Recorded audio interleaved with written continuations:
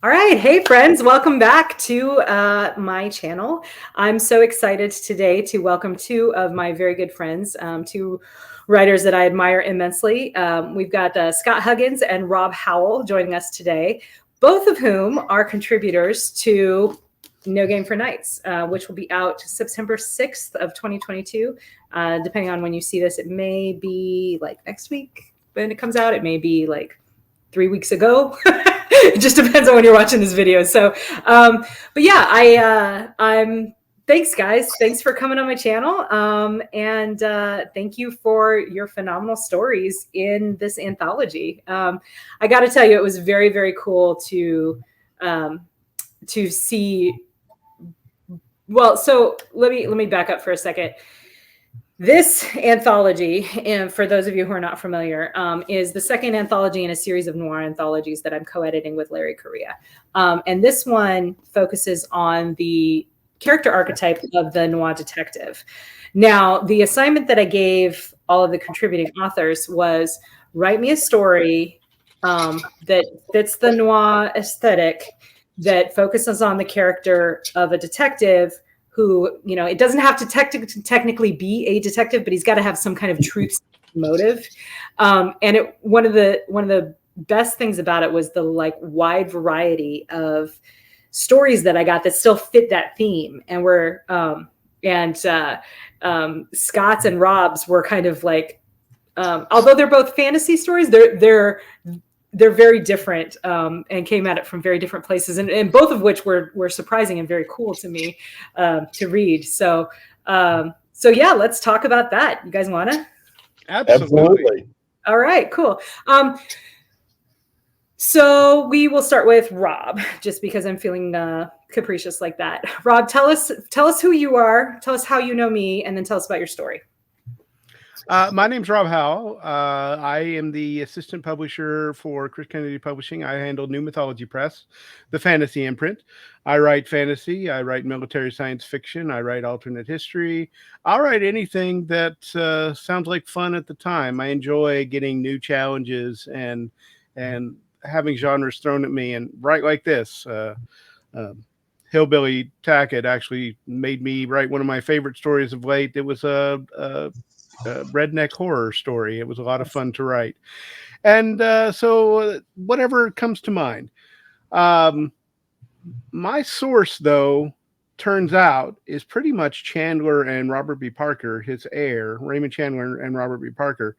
So Casey, who I've met at many cons, especially starting with Liberty Con, and have had quite a few fun moments late in the evening, chatting over beverages and hooting and hollering over beverages a time or two, was gracious enough to give me this opportunity, and it was right in my wheelhouse because I love this. So it turned out that this was my sort of genesis to all my writing, honestly. Yeah. And I didn't expect it when I first started writing. I actually thought I was going to write Tolkien, but it turned out to be the other style first. Yeah. In any case, that's probably enough about me for the moment. So let's hear from Scott. Okay, well, let's see. I think I'm pretty sure I met Casey before I met Rob. Casey, I remember meeting at Dragon Con 2018. Yeah. Or no, actually, I think it was 2019 because that was no. I wasn't. No, in 19 I was already in Japan, so it would have been 18. Okay, it was 18, right? Okay, so yeah, right before you were in Japan and COVID came down and everything like that. And I mean, we just met. We just met at a room party and just sort of tossed together a few words, and then it was Larry Correia who actually mentioned the possibility later of the noir anthologies, and boy, I had to come up with a story really quickly for this one. Yeah, you did. You did. That was that, which was, I will admit, a challenge in and of itself. So I decided to go with write what you know. So I revived a character from my indie novel, All Things Huge and Hideous, who is definitely not a detective. This is James DeGrand, the veterinarian of the evil Dark Lord who has conquered the world. Which, can I just pause for a second and say, what the hell, man? Like, where did you come up with that concept? Because when you pitched it to me and you were like, so he's not a detective, he's actually Sauron's veterinarian. I was like, wait, what? Like, It's a great concept. I love it too. I know, right? I mean, it's brilliant, but where does that even come from? Well, okay, it really has two sources. The first and earliest one was that my parents used to read to each other and to me James Herriot's veterinary stories about being a veterinarian in pre-war England, and that is where I started to see how awesomely funny that could be sometimes. And then I married a veterinarian. Really? I didn't know that. That's cool. Oh yeah, no, I really have to give.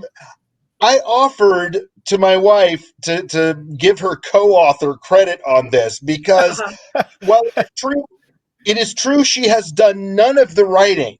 She has still been very much a contributor to this book because she endures me going on with questions like, so can fleas bite reptiles? Does that ever happen?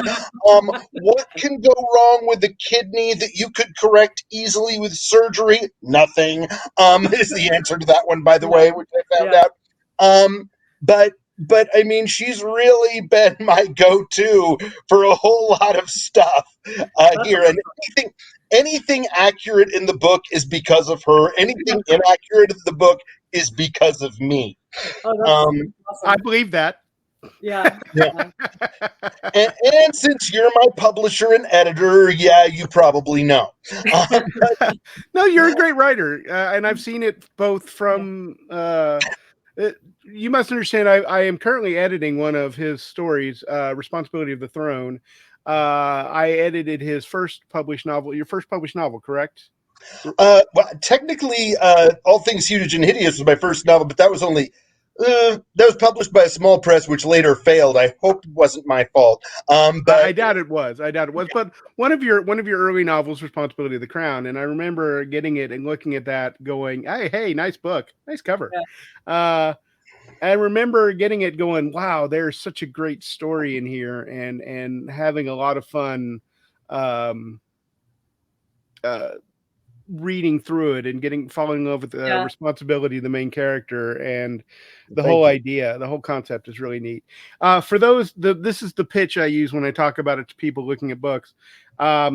It's fantasy with battleships and World War II era fighters and dragons and half dragons, and it's almost all in an ocean, and there's magic, all sorts of neat magic, and but just think of this: dragon versus fighter air combat. That's it. Really fun stuff. It is a super cool book for sure. So what's funny about, I don't know if it's funny, but one of the reasons why, so you both actually gave me short stories on relatively short notice. Scott, I didn't, we had met at Dragon Con briefly, but I didn't know you very well. And then Rob, I had no idea that you were even interested in Noir. And then, so when Larry and I originally, put this thing together, you guys weren't initially on our table of contents. And then we had, some people had other commitments and they weren't able to submit stories and whatnot. And so Larry, I think, met you at Fantasy, Scott, and was like, do you know this guy? He's awesome. And I was like, oh yeah, I know him. Cause I had read Responsibility of the Crown. I was like, and he was like, yeah. Mm-hmm. And he was like, yeah, we should have him do the thing with us this fall. And I was like, okay, cool. And then Rob was like, hey, I hear you're doing this thing. And do you know that I love Noir? And I was like, no, Rob, you do. I do. So both of you came through in the clutch for me. So in case I haven't said it before, thank you both very much for doing so. Well, like Scott, I actually had a head start. This is my first novel, A Lake Most Deep. And when I started to write it, I was thinking, like I said, I was going to write Tolkien, and I got 30,000 words in, and I was had been rereading Chandler and Parker's Spencer series. And 30,000 words in, I decided I'm writing a Spencer novel in a medieval Balkans setting with all sorts of history stuff thrown into it. Yeah. And I was like, this sounds like a lot of fun. So I've written 3 and got a 4th one going, and short stories and stuff like that. So it wasn't like I had to come up with the character or anything like that. I had the character and I had the setting. And in fact, a lot of the story that's in there is built on other things that have happened. Yeah. Not that it's relevant to the story, but it's just fun stuff going along the way. So I did have an advantage there. Well, I mean, but both of you did, right? Like both of you wrote stories connected to your larger published works, which is awesome. That's one of the things that I really enjoyed about this volume too, is that Larry's story in it is a MHI story, which is awesome. It is awesome. You guys, real talk, this was so much fun to edit. I kept having to stop and be like, I wasn't editing, I was reading, and go back to actually edit the stories as they were coming in, because the collection's phenomenal. I'm so grateful to all of the contributors for just the high quality that they gave us. But yeah, Larry's got an MHI story in it. Sharon Shin, who's one of my absolute favorite authors. You guys, I named my kid after one of her characters. I'm even joking with you. I was bowled over when she agreed to do this project. She gave me a story, or gave us a story that was one of her with her pre-existing Shifter series. Bob Buettner's story, 1957, which is so good. It's actually the lead off in this volume, is tying into a new property that he's coming out that I'm very excited about. So Griffin and I did one that was connected to our Second Chance Angel novel that we have out. So yeah, there was a lot of that kind of tie-in fiction going on. And one of the reasons why I was super excited about that was because, the whole premise of this is that noir as an aesthetic is sort of eminently it's eminently mash-upable, right? It works really well with science fiction, and it works really well with fantasy, and it works really well. I mean, it works so well with fantasy, it spawned a whole subgenre called urban fantasy, right? It works really well with, romance and dark romance, and it works really well with, I almost think you could give me any genre to include children's fiction, and I could give you a noir example of it, like Who Framed Roger Rabbit, So can I read? Calvin and Hobbes occasionally did noir strips just for fun. Do you remember? Right. Calvin being Tracer Bullet, PI. I think honestly, my noir influence is for this story I wrote was mostly Stephen Brust. Oh yeah.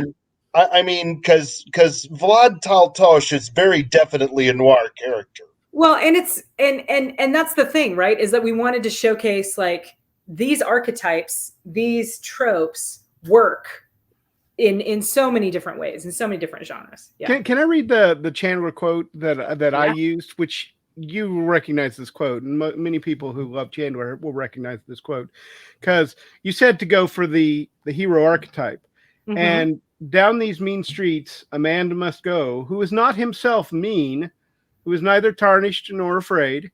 He is the hero. He is everything.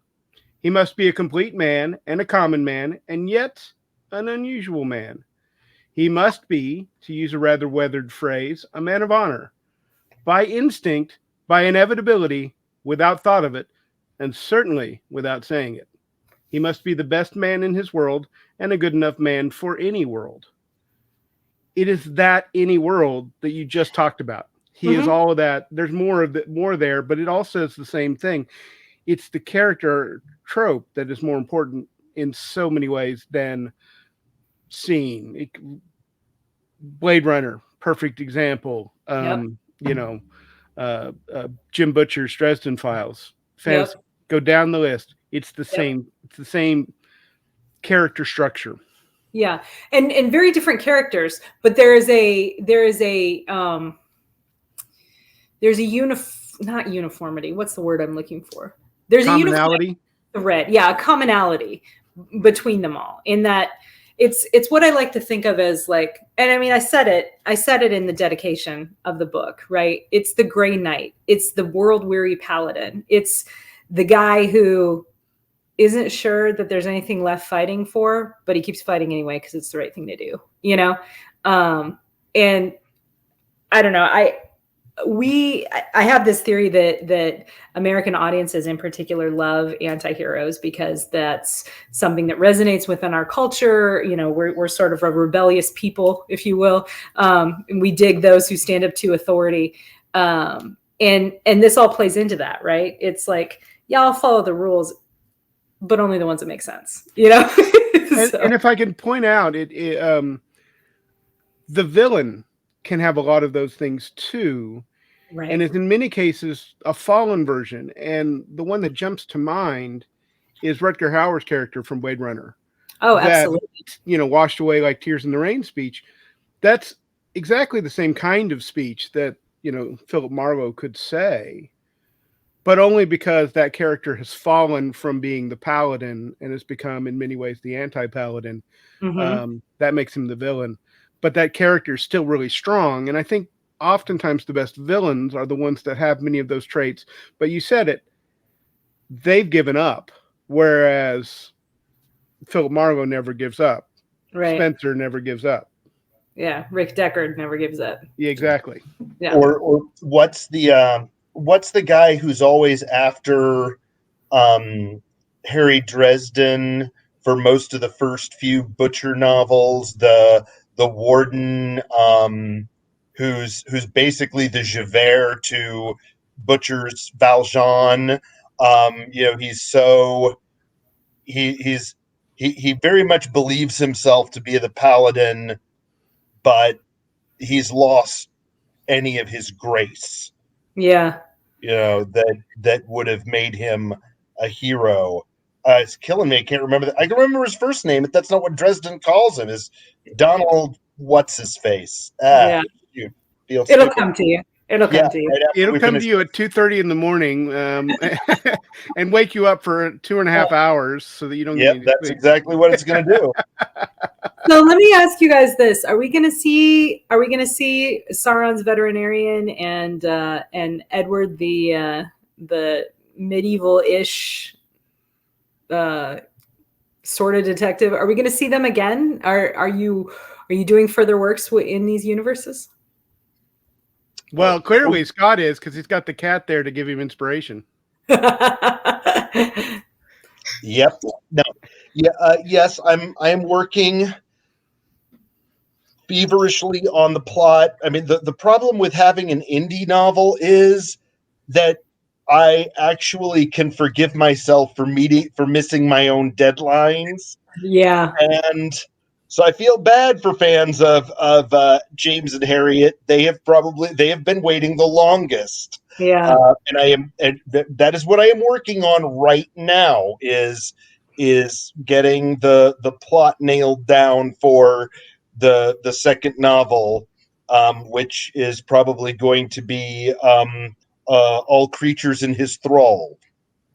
Very cool title. Very cool title. Yeah. As for Edward, he is. I'm about 25,000 words, so a quarter to a third done with Farewell, My Ugly, which again Chandler fans will recognize. Farewell, My Lovely. Yep. Yep. Yeah. I hate you. You're closer to being done than me. Well, this is what. See, I am 3 years since I finished Where Now the Writer, which is the last Edward novel, and I've just had so many other things. I've had the new job with the New Mythology Press, and I published like two more in the Eldros Legacy, my own self plus The Ravening of Wolves with military science fiction, and a lot of short stories over the past couple of years. So I kind of, my mother-in-law has been like, so when's the next Edward novel? When's the next Edward novel? When's the next Edward novel? Jeez. So, it also, honestly, I got done with The Door into Winter, which came out in May. And ever since then, I've been struggling to get the next one in that series, Sowing Spring's Wrath. And part of the reason I am struggling with Sowing Spring's Wrath is because Farewell My Ugly has kept pointing up, going, you want to write this scene? Okay. Yeah. Yeah. Okay. So what do you guys? Door into Winter, by the way. What? I really did like A Door into Winter, by the way. Thank you. I enjoyed writing it, and it's nice to hear good things about it. It's always nice to hear good things about your stuff, isn't it? Yeah, for sure. Talk to me a little bit about the differences in taking these characters through a full-length novel versus the shorter format, the short fiction format. Because both of you had, if I recall correctly, both of you had relatively long stories for the anthology. You gave me a 10,000K limit, a 10,000 word limit, and I ended up at 9,994. You did. And I think Scott sent me, didn't you send me 10,001 words? I think I did. Yeah. I think Scott did. You're so rebellious, Scott. Yeah, well, because I remember, I mean, everybody asks this question, right? Like, how hard of an upper limit is the upper limit? And the answer that I gave to everyone was the same. It was like, you can send me more than 10,000 words, but I can only pay for the first 10,000 that you sent me. Right. So Scott, give me a freebie. One free word, Casey. But yeah, I mean, so how did you shift gears between, novel length pacing, novel length format for these same characters, and back to a shorter format of 10,000 words or less, or maybe one more? Well, when I actually write a full-length novel and shift successfully, I'll let you know. See, the funny thing about this book, which is the funny thing about this book is I had a lot of reviews on it say, well, this reads a little bit more like a collection of short stories than a novel. And that is, in fact, how it started out. And if there are a number of writers. The one that really, I'm reminded of mostly is Anne McCaffrey in The Ship Who Sang, where it is essentially, about 5 or 6 standalone stories, but it's published as the novel The Ship Who Sang. Right. And that's kind of what happened in All Things Huge and Hideous, where I sort of said, okay, how can I thread these last few stories with a rising tension that will make there be a novel arc? And so it worked. But I mean, all the people who said, hey, this reads like short stories, it does. So actually, it's this next one that's going to be a novel from the get-go and be written as a novel. So cool. So there you have it. So I wasn't really doing anything different for the anthology. That's interesting. I'd be interested to check in with you once you've got that one done and see what your answer to that question, how your answer to that question changes. Well, I'm happy to be back. Yeah. Well, maybe we'll do a launch thing. Excellent. I'd appreciate it. Yeah. How about you, Rob? So, I've been thinking about that. Part of the reason I let Scott go first, because I was trying to consider what my answer would be. And the challenge to this is, so when I wrote A Lake Most Deep, first novel, has a lot of first novel failings, but I'm still proud of it. But I had looked on Bain Books' website, the publisher of No Game for Nights, I should mention. And their expectation of a novel was 100,000 words. So I had no idea. So I decided I'd go ahead and write 100,000 words. And in retrospect, the noir detective PI novel genre really flows better at 75 to 80,000 words. Yeah. And in retrospect, I have one or two more clues slash beats slash action events that that I wouldn't have had if I had done those first three, knowing that. In fact, I didn't know that for any of the first three. And so as I what's the difference? The difference is that instead of 4 or 5 plot twists in A Lake Most Deep or major shifts as to where we're going, there's only one or two real shifts. There's characters coming in and small little events, but there's only one big shift that happens. And the private eye novels, the Sam Spades, the Maltese Falcon is filled with a number of intricate little vectors along the way, and so is Casablanca. And Mm-hmm. it's getting those vectors to work at the end, which is the key thing. So I guess in a short story, it's that I have fewer vectors involved. I have one more focused thing, whereas in the longer ones, I make sure that there are multiple potential bad guys, because one of the things I do with my editors for the long ones, I actually send them with my alpha readers, I actually send them the book without the conclusion, without the reveal of who the bad guy is, because one of the things I want from them is who is the bad guy. And if Yeah. all of them get it, it's too easy, and if none of them get it, it's too hard. Yeah. There has to be a balance in there. Well, that's you're hiding those things in those plot twists. Well, you don't have as many of those, so I guess it's less, just more focused.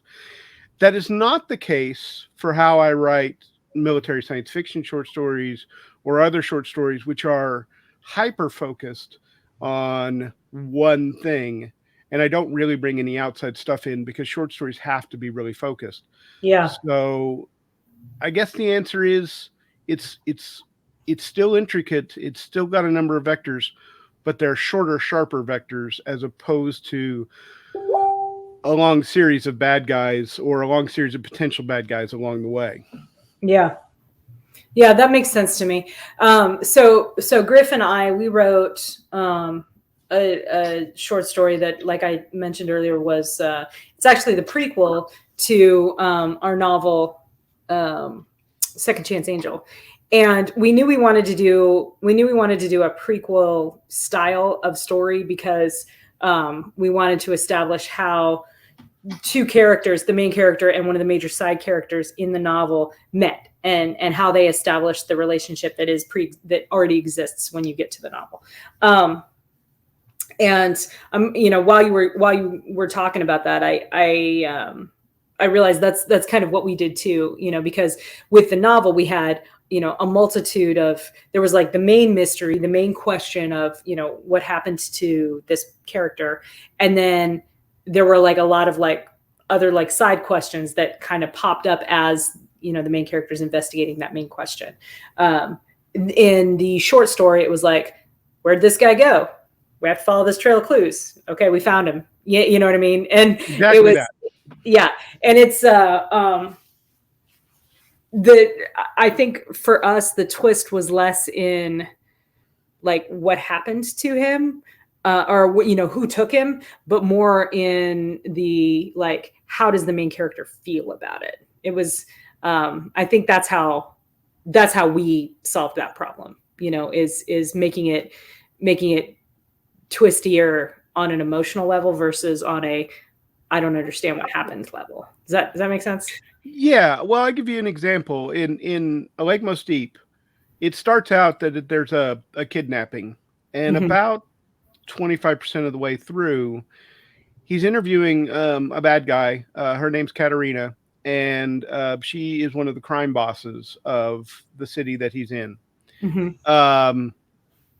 And initially, I only had this interview meant to happen because I had said there was this other crime boss. He's interviewed one of the crime bosses. In a novel, if you're doing this, it's a plot hole if you don't interview the other crime boss, because he's not doing the thorough work that becomes the obvious question.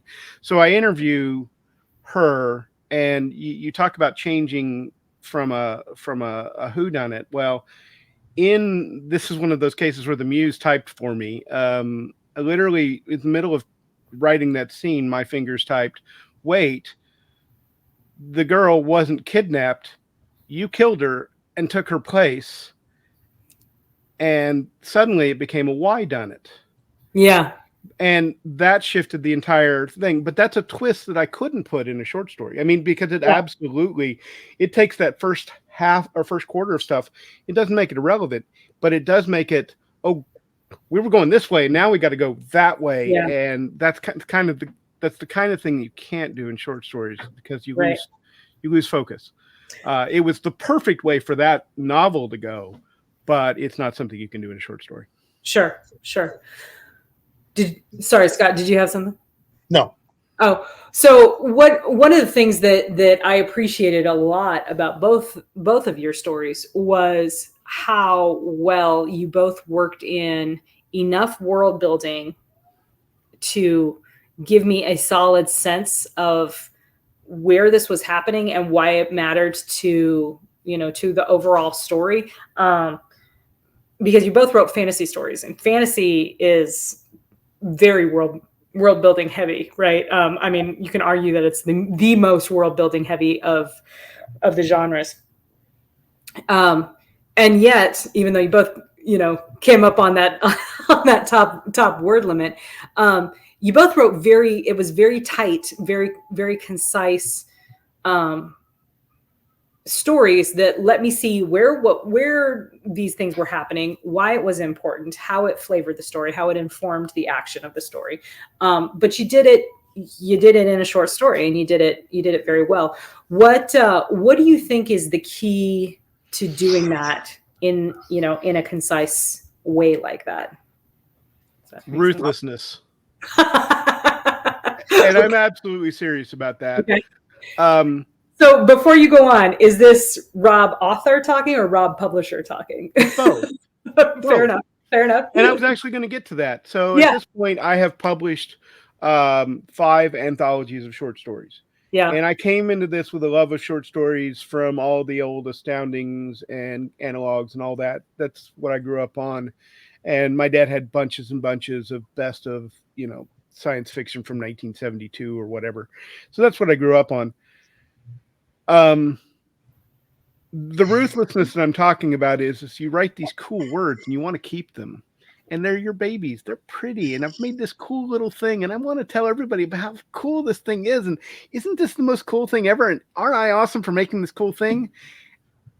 If it doesn't have anything to do with the story you are on, you've got to cut it. Mm-hmm. And that ruthlessness of being critical of whether or not it's relevant to the story is tough, because we can always justify a reason for this bit of exposition to be in there or that bit of exposition to matter, and yet quite often it doesn't. So one of the things I catch as an editor is, okay, this first 1,000 words needs to go. And then as a writer, I will routinely write I'll write 3,000 or 4,000 words on a short story and go, I just did all the world building. I needed to write all this stuff, but none of this is relevant to the story, which starts at 3001 or whatever. Yeah. And you cut 3,000 words. You're sitting there thinking, I got 5,000 out of 8,000 words. And then you go cut 4,978. You've got, 22. And you're like, well, crap, the deadline's 2 days. Yeah.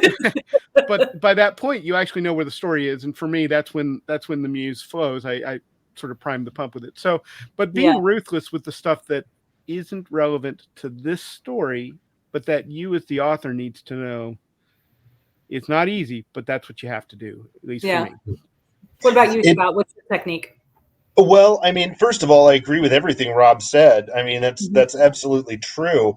I'm aided in this story by the fact that it is deliberately sort of a parody of a Tolkien-esque world. So, when used furniture is appropriate and you can let people's familiarity with the genre carry you, I mean, that's certainly a help. But one of my very favorite world building moments, I mean, the kicker is people like William Gibson, who can draw sharp implication and imply a really rich world. And I can think of no better model than the first Star Wars movie did this in a way that none of the other subsequent ones ever did. I mean, when you get Tarkin striding into the Death Star council room and says, "The Imperial Senate will no longer be of any concern to us. I've just received word the Emperor has dissolved the council permanently. The last remnants of the old Republic have been swept away." We don't know jack about the Imperial Senate. Right. That's like almost the first time we've heard of it, but it implies so much in 5 seconds of dialogue. And that is a technique that I was consciously using in this story when I talk about, like, oh yeah, this is the outer council of the, which tells you about where in the Imperial bureaucracy, in the Dark Lord's bureaucracy, James is. Yeah. And that there is a bureaucracy, and I just, like, I don't know what the reader thinks about that. I don't much care. It got the point across. We've set the social class level. We've set the function of this gathering. We've set the stage, and now we're on to the action because that's what people care about. Yeah. It's done. And your example is perfect because we don't need to know all the specifics. But if you've got any understanding of history, all of a sudden you're starting to think of the troubles after Augustus dissolves the Senate and becomes emperor, and other instances in history. So we've got, and also and with overtones of Hitler and the Reichstag as well. Yeah, exactly. And honestly, the advantage I had that you didn't mention, Casey, is that as a writer, I'm a historian by training. I use historical stuff all the time.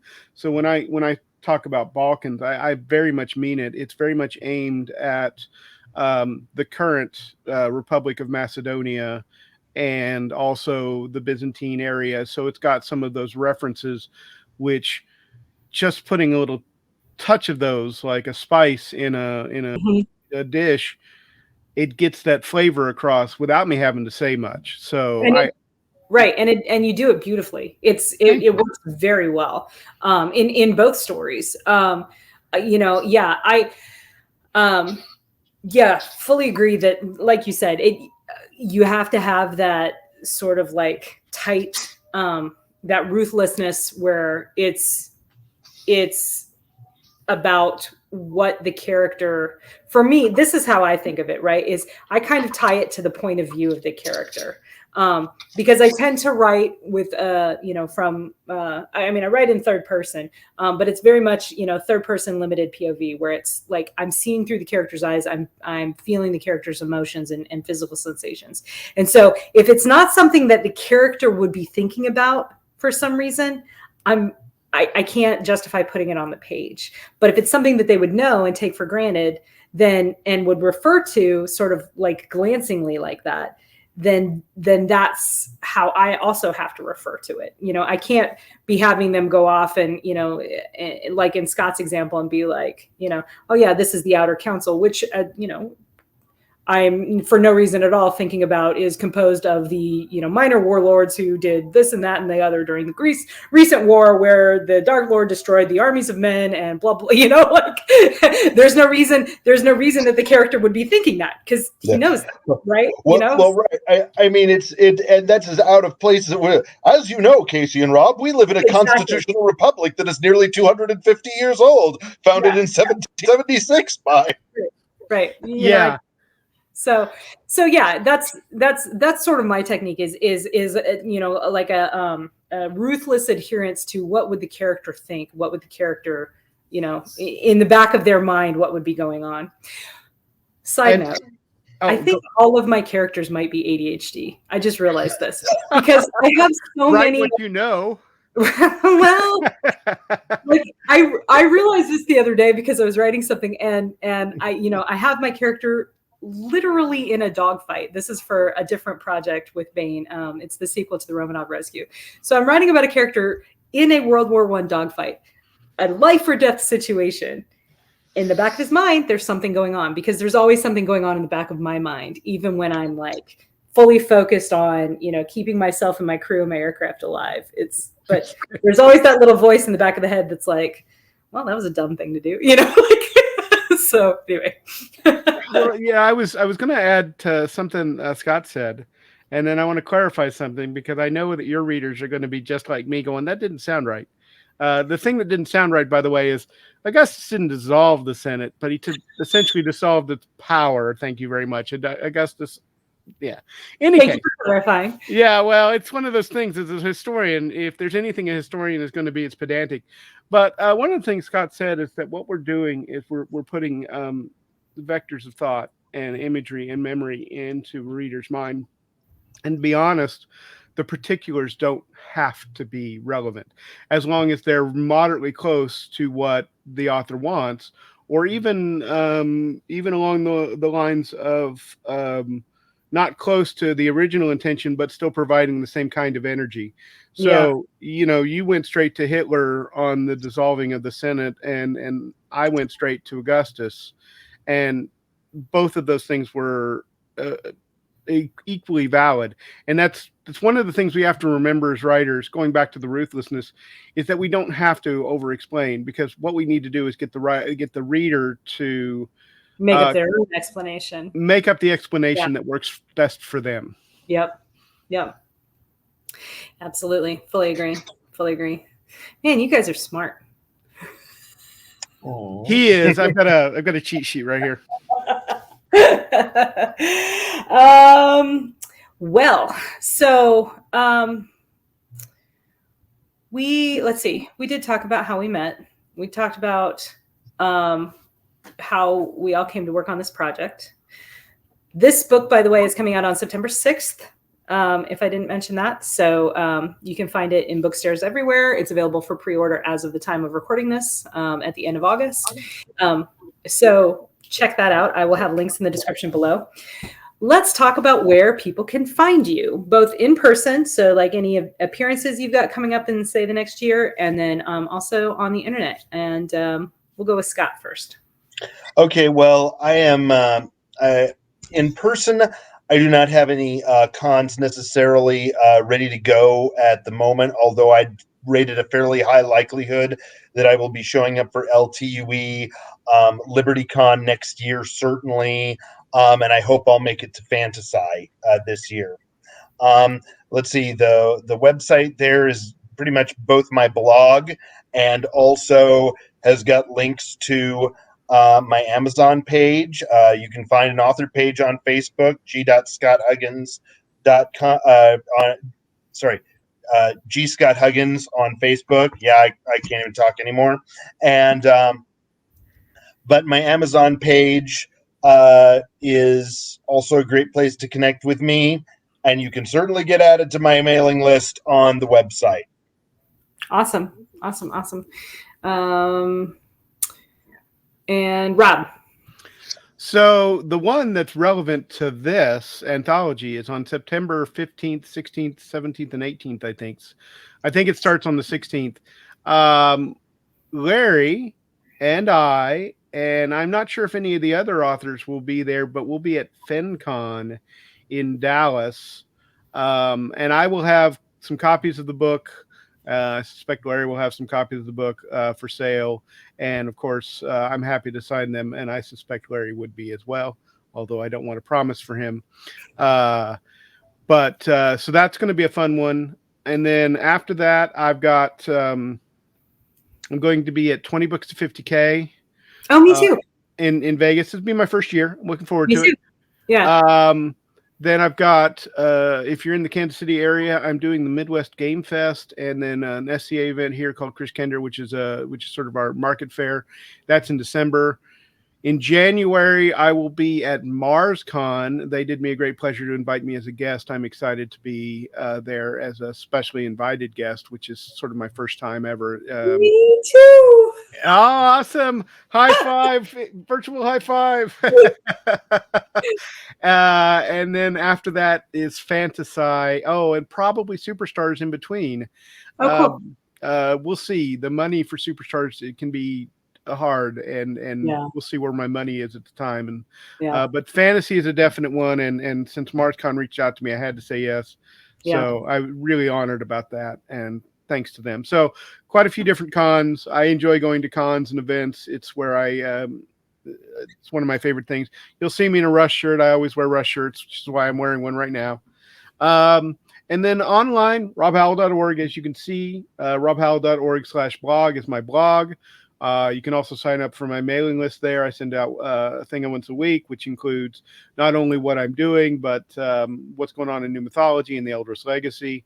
I love your newsletter, by the way. I need to sign up for Scott's, but yours is one of my favorites because it's always really entertaining. Oh, I do try to add a little bit of, I think newsletters that are just my personal theory, and maybe maybe you're going to confirm it a little bit there, is that newsletters that are just say, hey, buy my stuff, would you? Or, and all the promotional stuff get boring.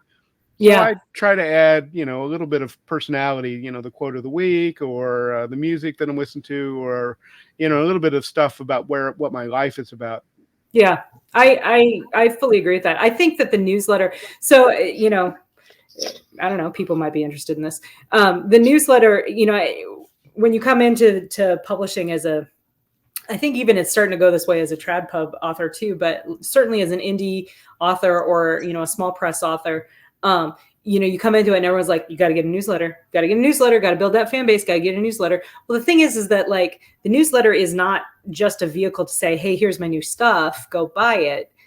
It's a vehicle to allow you to connect with fans, and you're not going to connect with them if all you're doing is saying, buy my new stuff. I mean, certainly, yes, encourage them to buy your new stuff, encourage them to buy your friend's stuff. There are links, there are all sorts of these things. There is beautiful cover art, but also, you're right. You have to infuse some of your own personality into it if it's going to be a successful, growing endeavor.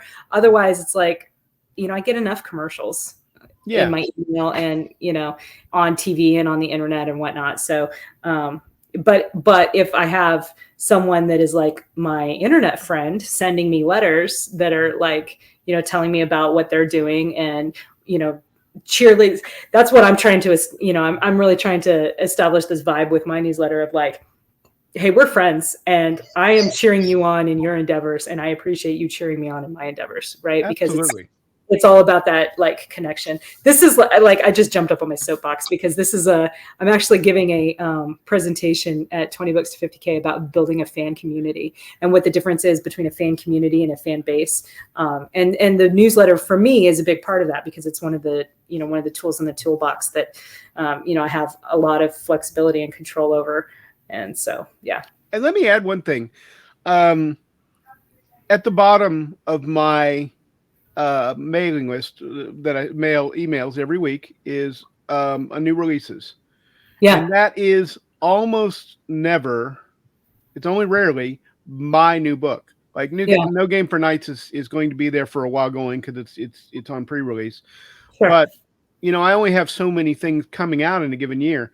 But I've done it from the start, and it has always been, oh, I know James Young has just published something, or I know Chris Kennedy has published something, or I know you've published something, and I get zero benefit in terms of actual, like I'm not getting royalties off of any of this. They're not paying me to do it. Right. But I am quite confident that one of the reasons that Chris Kennedy gave me the opportunity to do this new mythology thing and why he welcomed me into CKP in the first place, giving me a chance to write short stories in the Four Horsemen and so on and so forth, was the fact that I was out there sending out one more plug for my friends and other writers. Yeah. It's not the fan community that you're talking about isn't just about you going buy my own stuff. It's, hey, we're all fans of science fiction or whatever. Your Minds of Men. I remember putting that in my newsletter at least once. Thank you. By the way, that's a great book and that's a fun series. You guys should all read it. She's not paid me yet for anything like that. But I mean, no, it really makes a difference because it shows that I'm not simply in this for my own last dollar, and I'm in this for us to have entertaining stuff. And you're a fan.